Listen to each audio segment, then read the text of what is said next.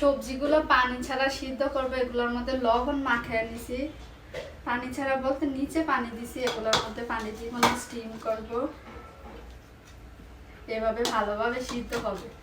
অনেকেই দেখি এভাবে সিদ্ধ করে, তো আমি আজকে ট্রাই করে দেখি সিদ্ধ হোক এটা।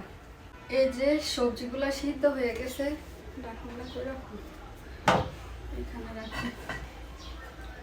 সবগুলা সবজি সিদ্ধ হয়ে গেছে।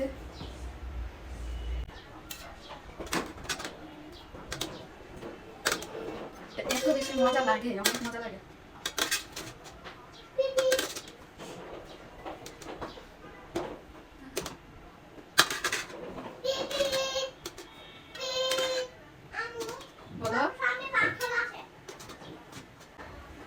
বাঁধাকপির কালার আর লাল শাকের কালারটা কেমন যে একটু নষ্ট হয়ে গেছে।